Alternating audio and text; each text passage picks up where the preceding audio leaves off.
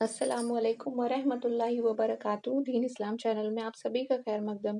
आज हम लोग ईमान के बारे में जानेंगे, जो कि पहला टॉपिक है। हदीस की 6 सिफातों में से एक है।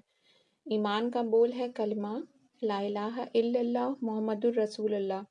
तर्जुमा, नहीं कोई माबूद सिवाय अल्लाह के, हज़रत मोहम्मद सल्लल्लाहु अलैहि वसल्लम अल्लाह के रसूल हैं।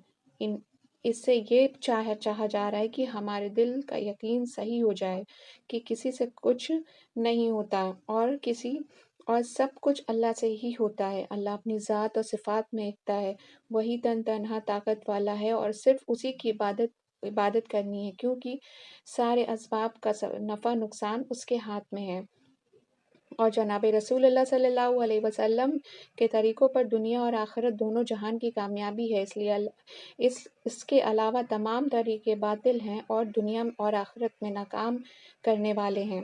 इस यकीन को हासिल करने के लिए 3 लाइन की मेहनत है। नंबर 1 दावत, नंबर 2 मकसद, नंबर 3 दुआ। नंबर 1 दावत, कामिल ईमान की उम्मत में चल फिर कर दावत देना। नंबर 2 मश्क, अल्लाह की कदर, अल्लाह की कुदरत पर गौर और फिक्र करना और अपनी दावत के बाद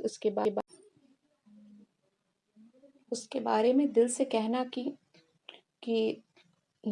जो दावत मैंने दी है वो हक और सच है।